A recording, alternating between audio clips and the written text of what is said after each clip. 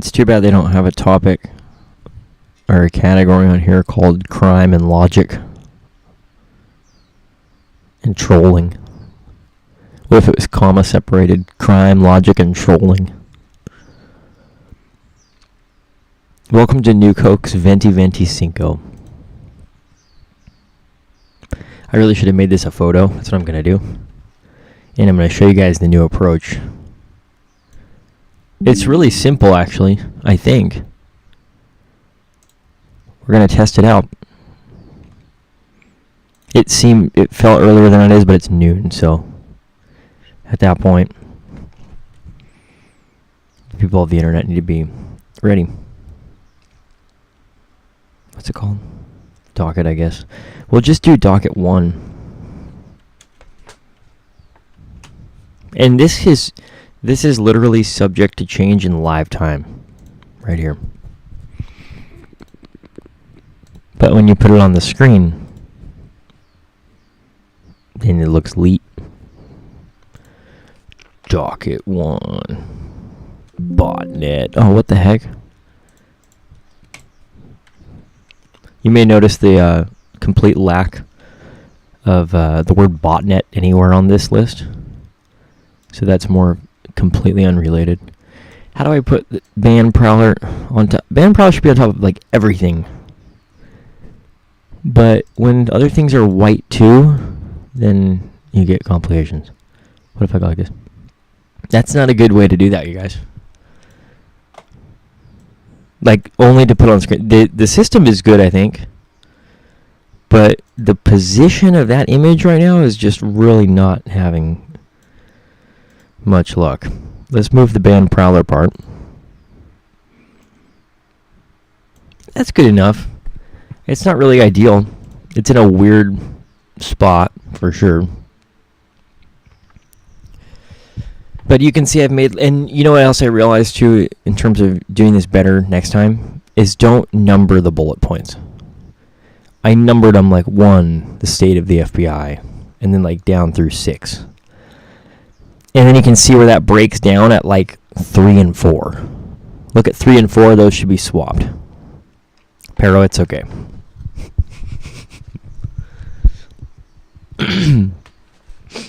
Yesterday I went off on Cash Paddle. Cash Paddle. But not because I don't resent him. I just think if you're going to be in a really, really high level position of authority, it should be the right person that's there. A safe person who makes smart decisions, who's a good investigator. There's a lot of those people. What's the problem? Why can't the administration go to someone on pro boards and be like, hey, do you want to be the head of the FBI? There's people on pro boards who crushed it. Like Trabuco. Guys, go find Trabuco on pro boards and tell him he should be the head of the FBI. At least for now, until I see something... I mean, sometimes he'd bring up some weird ideas, but nothing like Cash Paddle, and I really don't think that Trabuco would put the American people in danger like that. He's a great guy. So it seems, right? So what's going on? Why can't you just go and get a good, competent investigator with a smart head on his shoulders? Because it's not Cash Paddle. I'm not sure what's going on there. It has to be money and status. That's the only explanation for why that guy would be in that position. Genuinely. Like, you either are connected to the administration financially, or they like you, or you have friends with somebody. It's like Hollywood, like actors and stuff. They're like, you know, their dad wrote 10 famous movies. It's like, of course you're in the movie. Same kind of thing. But with Cash Paddle, like, it's not just it's not creative entertainment. It's like serious business. It's like people's lives are in the hands of your investigative prowess, dude. Trying to screw up on Twitter so much. Anyway. Oh, that brings me to... So, thing I like about this little system that we're building here. Yeah, find it. I think it's looking okay. On Nuke Hoax, Venti, Cinco. The feds don't need to say a bunch of incendiary stuff to charge a criminal with something, guys. Have you noticed that, like, they keep trying to put, like, terrorist charges on people or, like, RICO charges on people?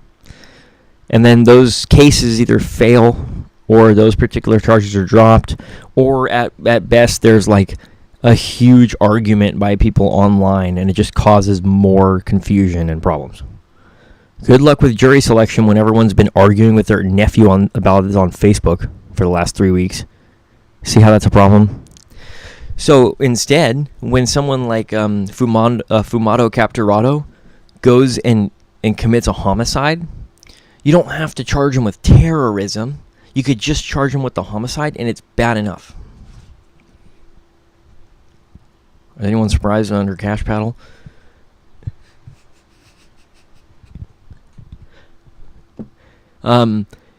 Really, I think that when you're trying to hold a person or an entity responsible or accountable for something, and you're actually fair in representation of that entity's shortcomings or whatever it is, you're more likely, I think, to reap the benefits of the assistance of a higher power.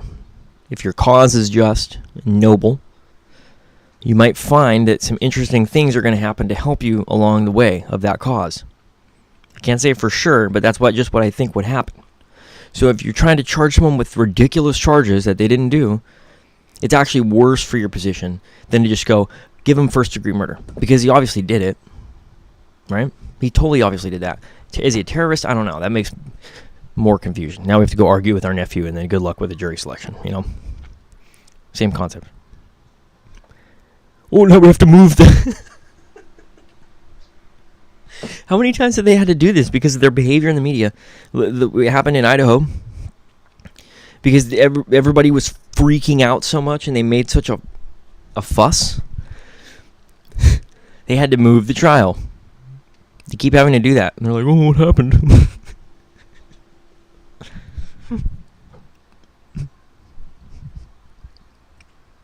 Okay, this is why I swapped 3 and 4 around. But you know what? Number 4 is so current. This happened an hour ago. And I'm going to defend it, actually. People are like, what? How can you defend the deployment of the military to Portland? Don't throw rocks at them. Don't flash guns on them. Relax. It'll be fine. The military is not going to just start blowing things up for no reason. Guys, don't try to be the Palestinians throwing rocks at the Israeli forces, okay? It's not going to be good, and it's no reason for that. If everybody just calms down over there, within probably 3 hours, the public outrage in the media will be bad enough that they'll get withdrawn. But don't give them a reason to stay there. Don't give them a reason to fire. The ROE probably right now is not to shoot anybody who's not a threat to them. Guarantee it. So as long as everybody just calms down, it's okay to have the military there. In fact, you're really safe if the military's there. Be there, buddy. You know, and no one's gonna do anything to you because the military is protecting you. And they're crazy. It's like if the lion they like let a lion into your house or something. Though you could reason with it, you know. Like if a lion just came into your house and it had the ability to comprehend reason, and you were like, okay, let's just both be calm here, you'd be okay. Start throwing rocks at the lion, bad news. And the lion's crazy. The lion cannot. I'm not saying that the military.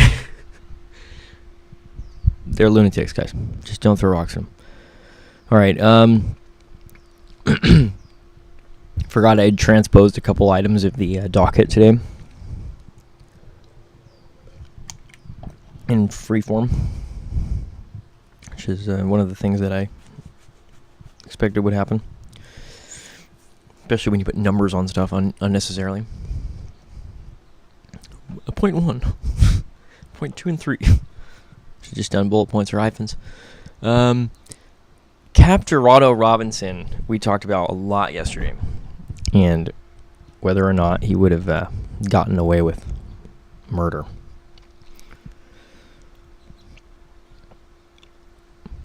I started to think that maybe the only reason that Zodiac guy got away with murder was basically a honeypot trap by God, where it's like, now everyone else who tries to be like, I'm gonna be like the Zodiac killer and Jack the Ripper and never get caught, they all get honeypot tricked, and then they all do it, and none of them get away with it.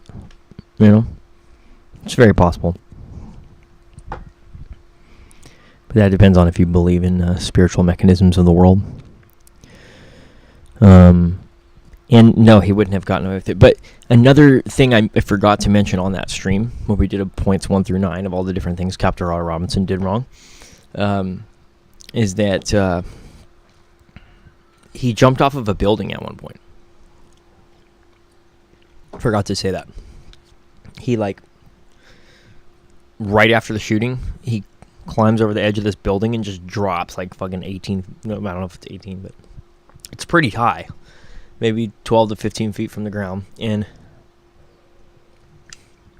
he could have easily broken his leg. Then what? What do you do then, Capturado?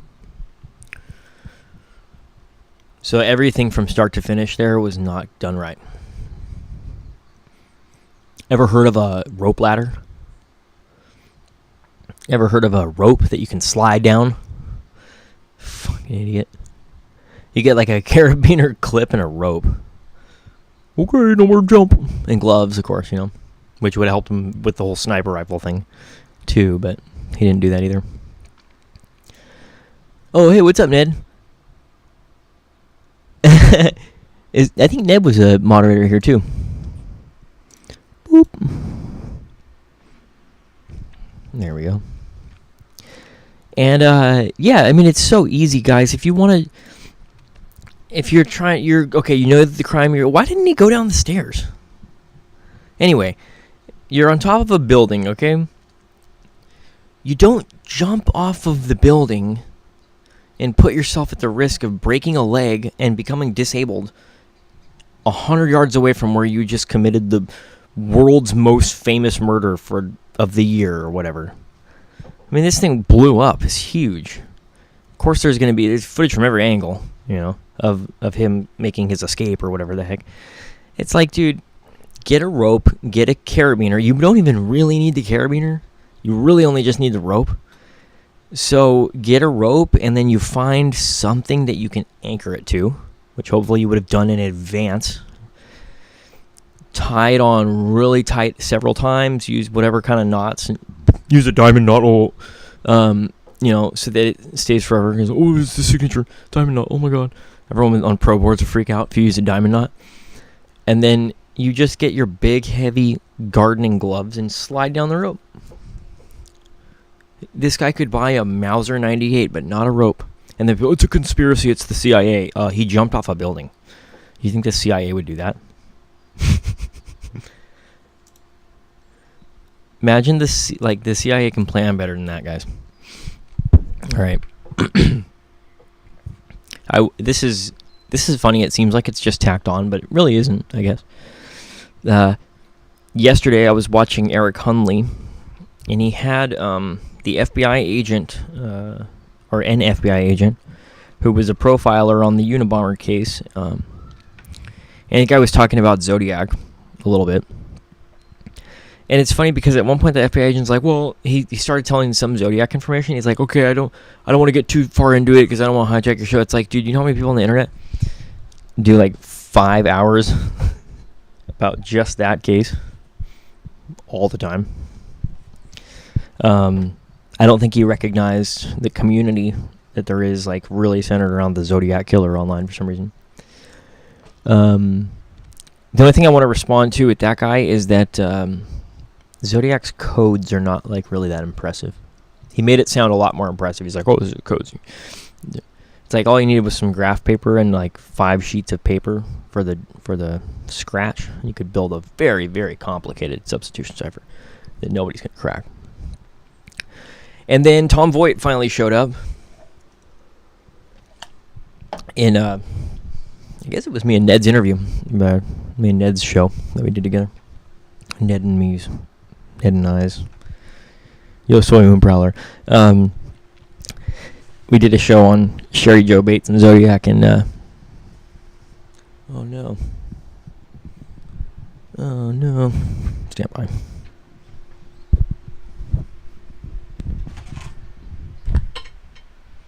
you hack your vape? No. Where'd you go? Oh no.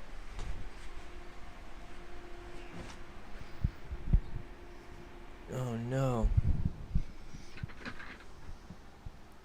That's not good. Oh, I found it.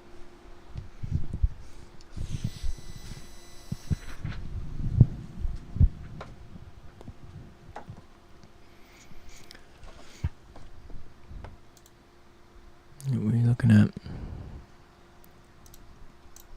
So the docket thing works really well, and it gives me an understanding that depending on what the topics are, you can run through them in like 1 point. Is that all I gave? It was 1.6 minutes. Is my math? No, I don't even know what I'm talking about, you guys. That'd be times 10. What the fuck? I can't do mathematics. That's why they put calculators on computers, but then you have to type calculator too.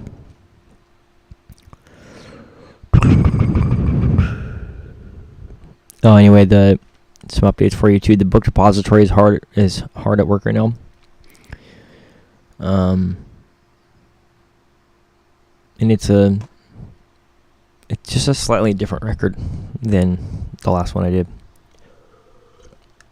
But it's not going to be the title of the show. It's going to stay Nuke Hoax, Venti, Cinco.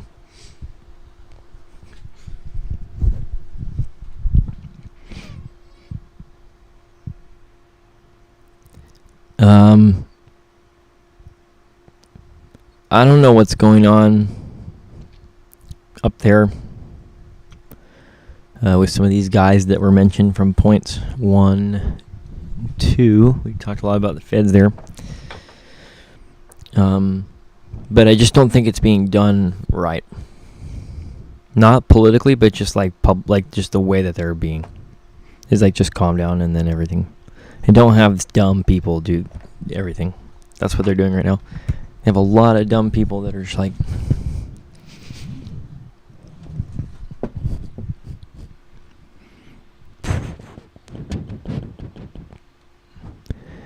Oh, this was... I don't know why I didn't realize this. Hang out without bears. Hold on. How do I get the... Is it possible to get the YouTube comments? Oh, this is how I used to do it, you guys. Okay, hold on. Let's see. Ned says, "Did you hear the Mark Hewitt interview on Zodiac Monday?" Was that the video where the interview starts at like 42 minutes into the video or something? Because there was an episode that had, and I was going through the last 2 or 3 of the Zodiac Mondays, and there was one where the interview started approximately 42 minutes into the show, and I have now minimized OBS and put it to the left, and this is how I used to see the chat. And it shouldn't say top chat, it should say live chat. Because what happens is other people that YouTube doesn't deem as so important don't get their messages featured, and it's like, who gave you the right to do that?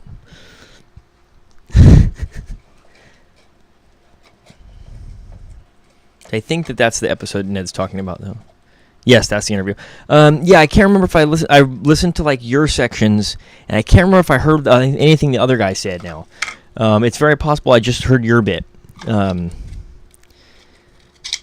Is he a Unabomber is Zodiac guy?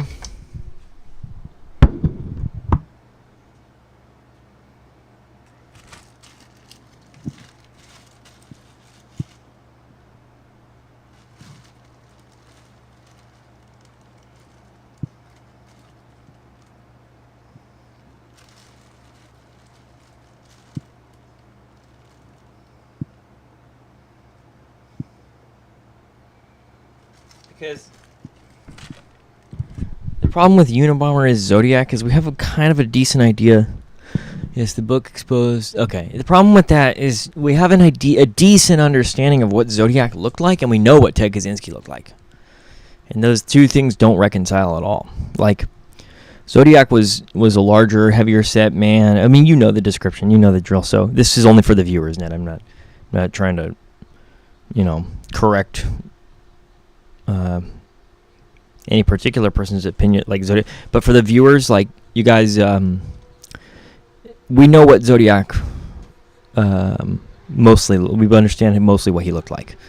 Now there's some uncertainty as to, of course, the exact facial features and the exact height down to the, But we have a nice understanding of what Zodiac looked like, and we know what Ted Kaczynski looked like, and those are not the same guy.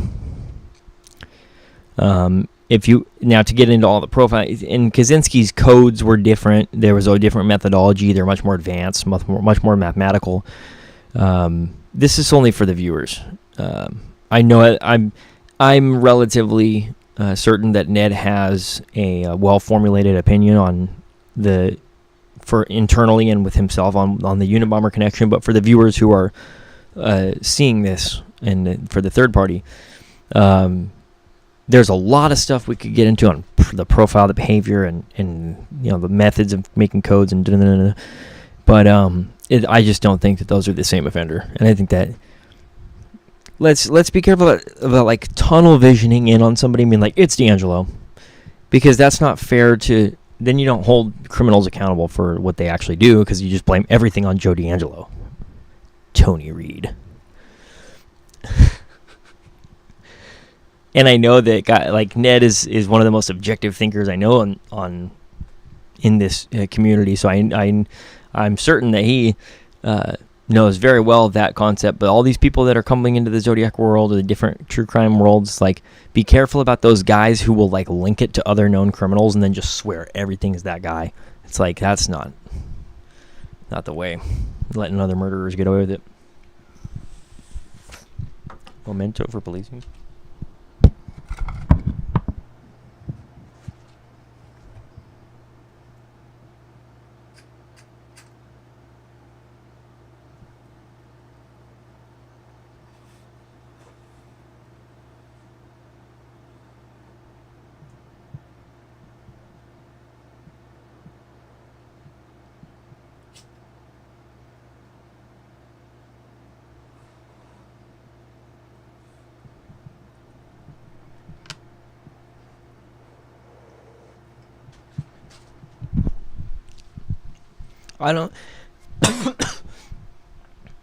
I guess I understand where a lot of that thinking comes from. When a guy like Tony Reed gets really, really interested in a case, or I'm like this too, like get interested in a case and you really start to see the parallels in any other case, and then the case that you're really interested in. Like, I recently went with my wife to see the movie Weapons that was done by Zach Kreger from The Whitest Kids You Know. He's a fucking legend, but has, of course, branched off and formed his own career as professional entertainment fellows like to do, and understandably so. And there was a part about where this kid was like breaking into houses, and we were sitting there in the movie theater, and I was joking like, oh, MO factor, and I was like counting the MO factor similarities between the way that this kid was breaking into these houses and the EAR. And so when you're really intellectually invested in a topic, and you know a lot about it, or you've read a lot about it, you start seeing it in other crimes because there's just similarities, and it's like, I mean, how many different ways are there to break into a house, So these guys are suffering from that, but they're not aware of it. And just be aware of it. Like, if you're really interested in Joseph D'Angelo, recognize that when another violent serial offender emerges in a similar area or whatever, there's likely to be some MO factor similarities. It doesn't mean the MO is the same. And then, being fascinated with D'Angelo, you're going to see those similarities and get tunneled. And so, as long as you know that that's a known phenomenon, you can generally avoid the phenomenon from causing too much trouble. But there are crimes I'll look at and go, is that Joey? And it'll take a minute, but you can take a step back and you don't just look at it and go, "That's Joey." You go, "Is that Joey?" So, junk food Joey. His MO is so elaborate that it's so obvious when it's him. That's the thing that worries me about Tony Reed. It's like, how are you not able to do that yet? When you start studying EAR long enough, you see his MO and you're like, for sure, it's that. It's not a question. It's not like, is it him? And maybe this is not the best. Maybe there's sometimes I miss it. I don't know. But I know for sure that my radar with him is pretty good. I've been to those 2 Irvine crime scenes are the same. And Laguna Niguel is the same but different. But you can see all the same features and stuff going on in both of those places. They even look this. It's just that's what worries me. Is it Tony Reed can't do that yet? If you'd spend less time making stuff up about D'Angelo and more time actually studying the MO, then maybe he would be better.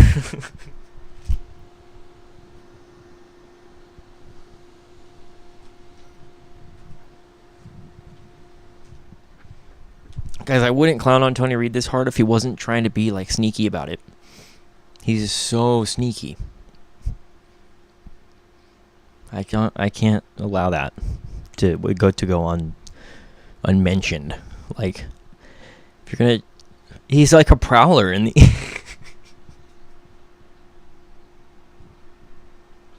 he's like a prowler in the EAR community. Like, oh no, here he comes with a theory, and he'll like come over and it's like, have you seen this? It's like Murder Inc. Him and Murder Inc. like come prowling through with like a crazy theory, and everyone's like, oh shit, they get distracted.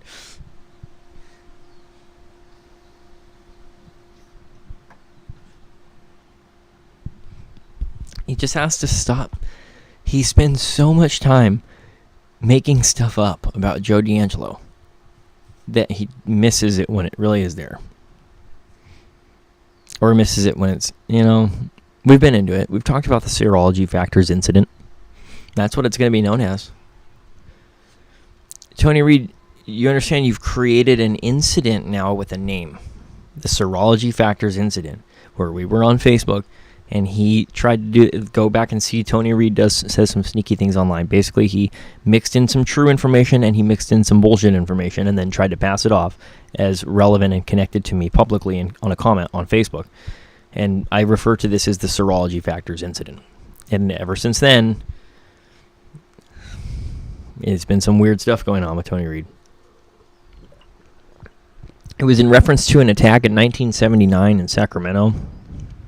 And as some of you are aware, Sacramento basically told the world that EAR was no longer offending in their jurisdiction, basically right after the Maggiore murders. Because internally, Sacramento knew that the East Area Rapists had committed the Maggiore murders. But up until that time, the EAR had only been a home invasion, sexual assault type criminal. He had not been a murderer. And Sacramento knew that because it was very publicly known by 1979 that they were seemingly unable to capture this guy. It was a scandal, essentially. Sacramento could not allow that offender to publicly escalate to murder because it would cause major fear in the community. And you can feel it. I can feel it telling this story. I feel the goosebumps like, oh shit. Because the Maggiore murders were a very, very powerful moment in the EAR trajectory. After that time, Sacramento was not about to admit to any public EAR attacks. Now, there was like the little pocket one and like some little tiny, mostly isolated. There's 1 or 2 more attacks in Sacramento after this, officially. And then, of course, he goes south. He goes to Contra Costa County and down to Santa Barbara and then to Orange County and stuff, right? But Sacramento couldn't allow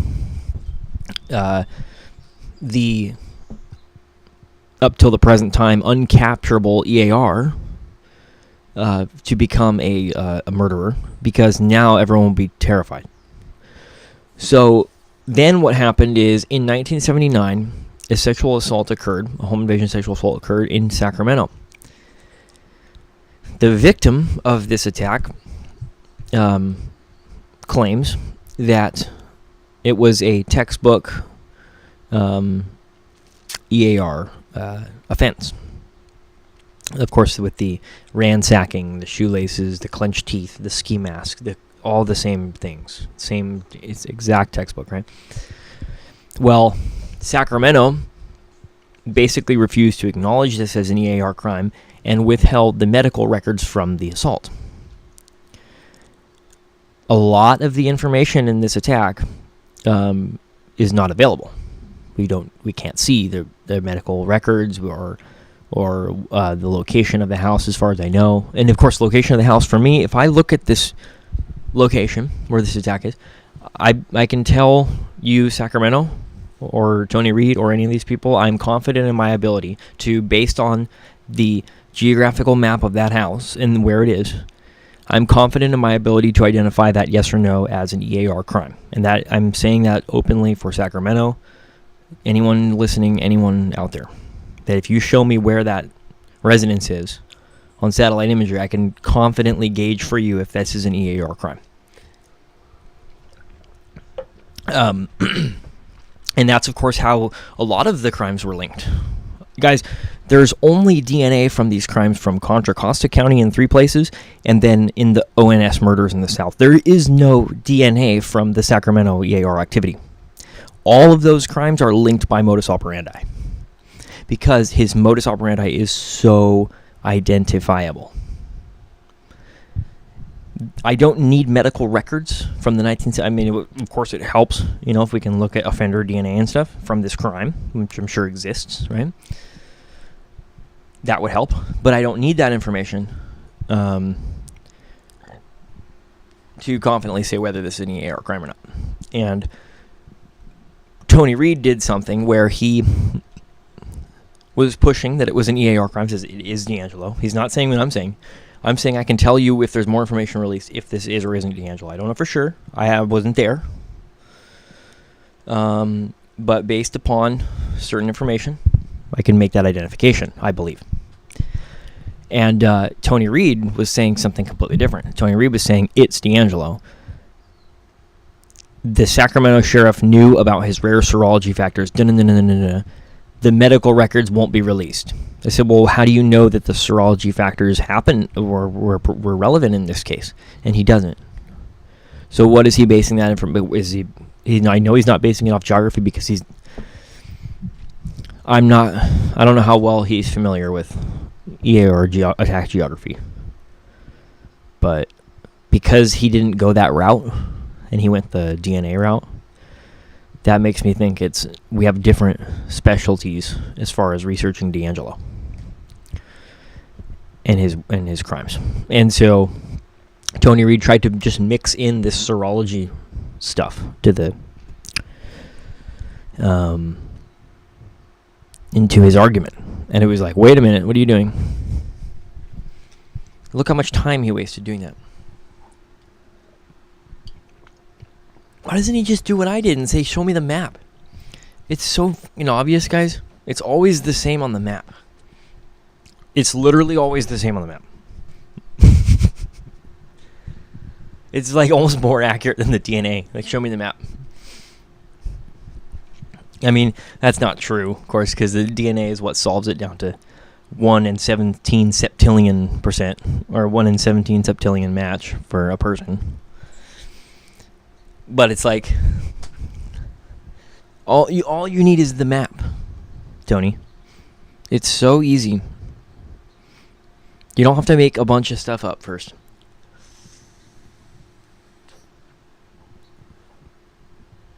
Ask Quester. Quester knows what I'm talking about. You can see it with the map. And he didn't know about Visalia at that time, and it's fine. I think he was just trying to play the devil's advocate. I think he was trying to be as skeptical as possible at that time. And of course, in Visalia, this map MO wasn't quite as refined. If we're talking about a 1979 Sacramento attack, I guarantee you it's either textbook EAR attack geography or it's not. There is no middle ground. It's not like, This time I guarantee you, 1979, guarantee it.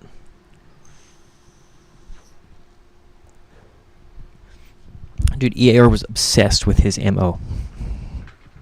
And he refined it to be a very specific thing with military style tactical elements. If we're talking 1979, it's either him or it's not him when you look at a map. So that's a wild concept.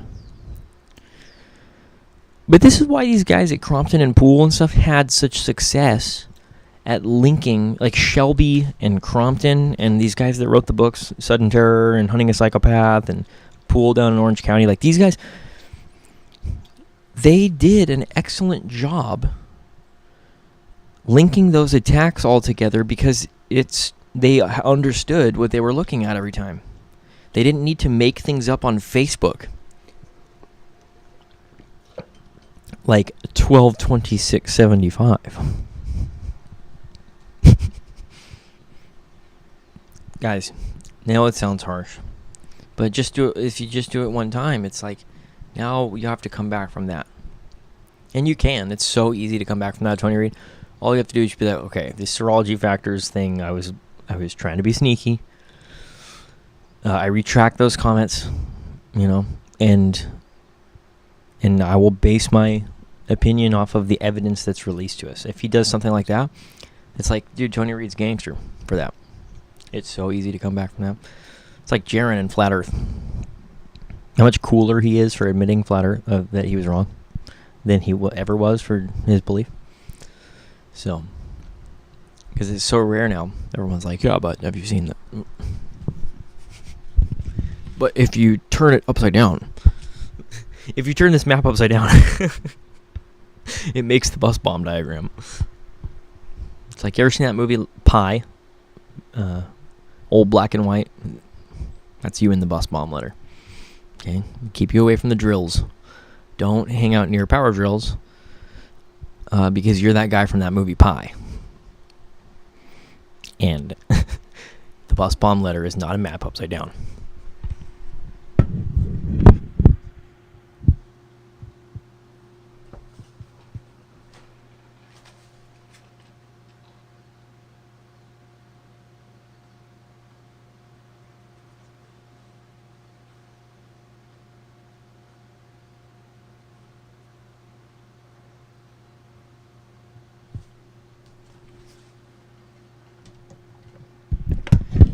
Have we done everything? I think we're okay, right? This is good for Channel. Channel will love it. Yeah, I don't even think he's commented. I need to actually, shit. Well, I can send it to him. YouTube has made messaging so hard now. You remember when you used to be able to PM people on fucking YouTube? Wasn't that the era? It was excellent era when that was allowed. It made coordination between content creators and people who are on here making videos so much better. Our ability to... And they had video responses that would show up on the video's homepage. It was so much better before when they had those features. I wish we still had those things because there's so many things that can be done with that. Do you know how many how many shows and panels and interviews and things like that are being thwarted? I mean, or otherwise more complicated because YouTube doesn't have an in-house messaging system of any quality. It would be like, oh, hey, Jerome, let's do a panel with this guy. Now, you can do Facebook for all that, but then you have a separation of platforms. You don't have video responses like before. You can't contact people who are only on YouTube that you only know from YouTube. I don't know Channel's real name. I can't go on Facebook and, And that's not that's a YouTube thing. If you're going to put us in, you should be able to contact each other. I think you can, but it's just not easy. So I'd love to be able to get these live streams to Channel. If anyone knows how they can do that, or if anyone also talks to him, or you are Channel and you're watching this, I just want to make sure that you do get to see everything that's put up here for those days when you're doing the work thing or whatever, the podcast. All right. Unabomber. Like, no, Mark Hewitt, the Unabomber is not the Zodiac. No, he's not.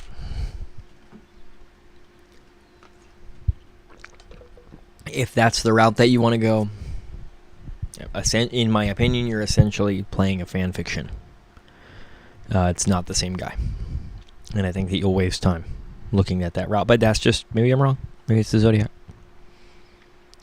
You just have to prove that with there has to be some serious proving happening. I don't think there's been any updates. I was watching America's Untold Stories, and Mark Grobert said that the whole Captain Otto Robinson situation is going to slow down until trial, and that he thought it was a good thing that was the case. Let's fact check that. Taylor Robinson is framed. Oh my God, is Candace Owens brain dead? There's tons of news about this right now. Oh my God.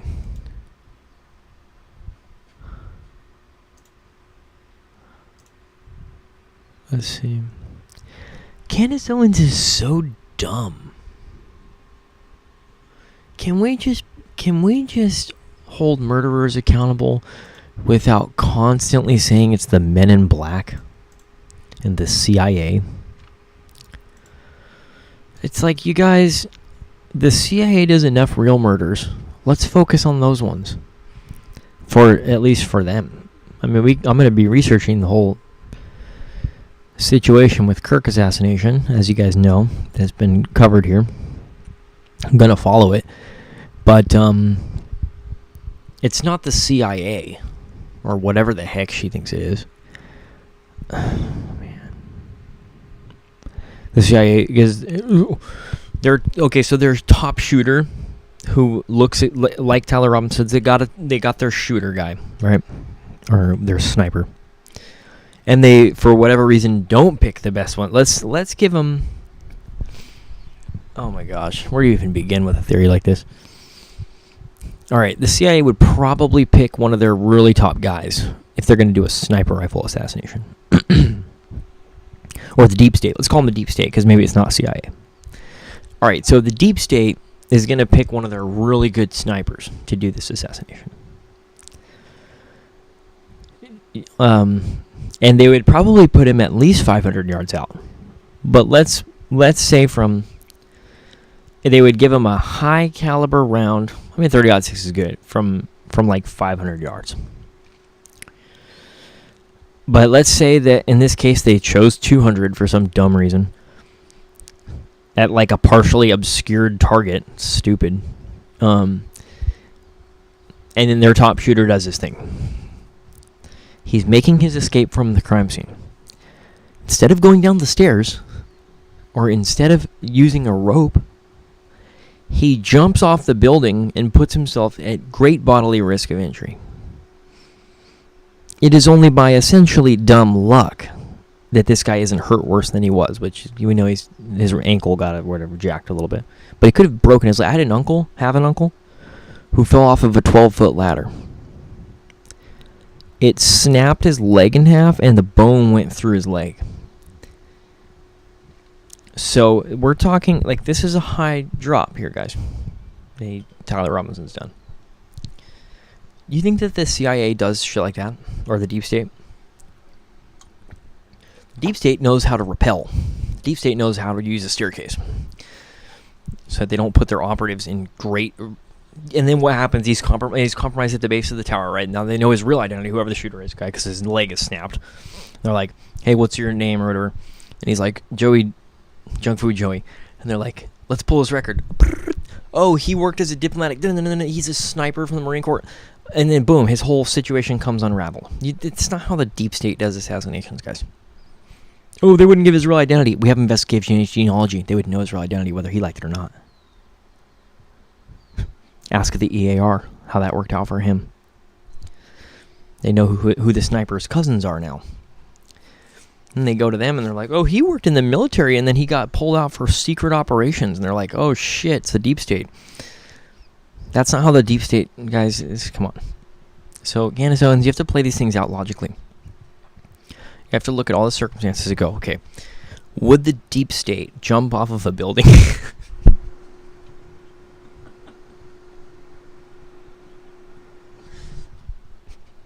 Come on.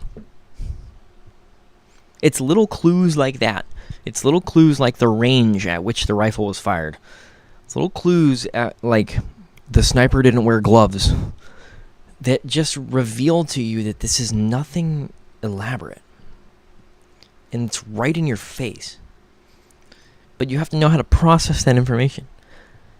Watching the Bourne Ultimatum 47 times in a row and noticing that what's-his-name doesn't wear gloves doesn't make you qualified to identify deep state assassinations on Fox News.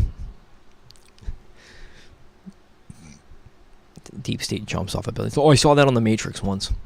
The deep state clearly does that.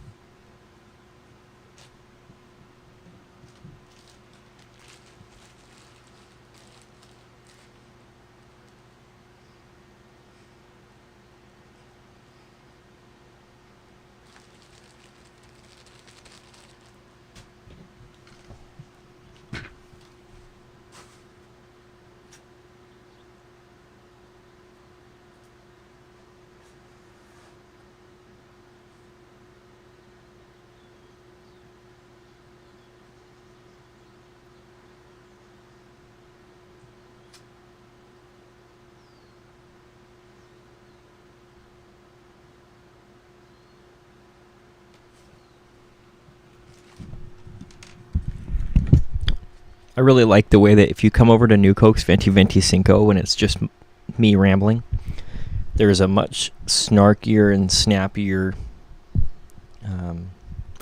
satire than when I'm serious and I go and talk with other researchers about these topics. And it just happens naturally, but I'm really happy that happens because, you know, you don't want to show up onto the panel and be snarky like Don Chaney, you know. You gotta put on a professional shirt, put a professional face, and not be poquito loco. But then when you come on to Nuke Hoax Venti Cinco and it says the most banned prowler online, then the only thing you have to do is just be careful not to get banned. Yeah, happy that happens naturally. I thank God for that happening. So, let's see. Oh, we hang out without bears. Of course, people who reckon, I mean, their bears would be allowed. I think I tried to get verified once. I don't remember what the name I chose was though. Can't remember. But anyway, I tried to get verified, I think. But I just didn't interact with Owen like enough or care to. I just watched his show. For some reason, I have like almost no desire to really communicate much with Owen Benjamin. I would there's a couple things I would like to tell him and thank him for, you know. But I really don't have like anything much to say with Owen. So I never got verified. But if you're a bear, you can come to this show. True bear, like people who really believe in these bear principles and stuff, and they like Owen Benjamin, are totally welcome on this show. Because I don't agree with everything that Owen says, and sometimes I think he goes a little far. He's a little bit unhinged. But overall, I think his ways are. I think he has a good intention. I think he's a good person, and people who actually support what he's, or who actually attempt to live by the things that he's encouraging, I think generally are good people too. Who are not up to crazy, shady things like mixing serology factors in with the truth to trick you into thinking everything is Joseph D'Angelo in the world. You know, those bears are the people who see through that kind of crap because they've been doing it for how long now? 5 years or more. Like when I discovered Owen, that was 2019, so it's been like 6 years, and then he was only just talking about flat Earth and stuff at that time. So he was drinking White Claws and screaming at the moon when I found him. And a lot of progress since then. But bears are always allowed here. So it just says hang out without bears because I'm not their leader at all. Remember those people that try to take over the bear community? It's like, you guys are so dumb. Like Jim Bob. People listen to Owen because they like listening to Owen, not because of the name Bear. Okay, Jim Bob. It's amazing to me that Jim Bob didn't understand that. So I'm going to take over your community. It's like the community is here because it's specifically because it's Owen Benjamin. They're not here to listen to Jim Bob. So I remember that happening in live time. The Jort Wars. The Jort Wars was only a couple of years ago. The Jort Wars was like 2022, 2023, I think. And Owen handled that so well. The Jort Wars. It just got like it just like nobody's listening to Jim Bob. No one cares about what Jim Bob says. And I think as we transitioned of hang out without bears, I started talking about how the deep state doesn't jump off of a building when they do an assassination.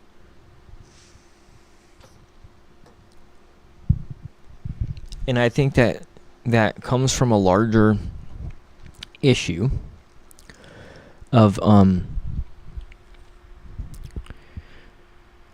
do people actually understand the threats that they claim are upon them? Now, if you're worried about the deep state but you don't know what that even means or like how that would operate if hypothetically such a thing existed, which it probably does. Don't know for sure, but I think the deep state is kind of a loose-knit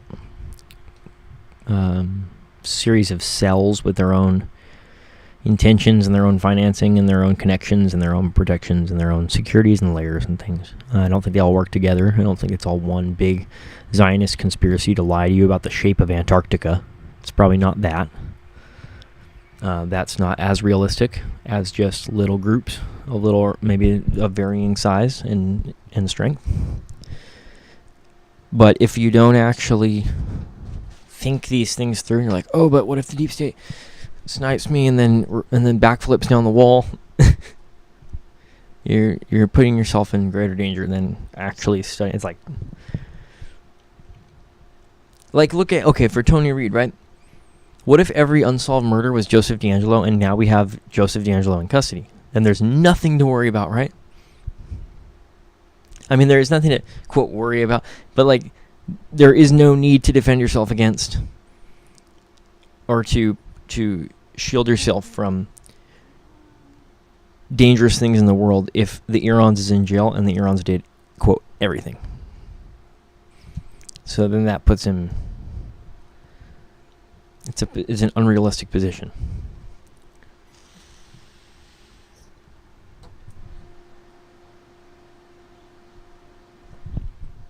Hopefully Channel has got his fill of Venti Cinco. And I will see you another time in Venti Cinco very soon. But it should be long enough for Channel. And then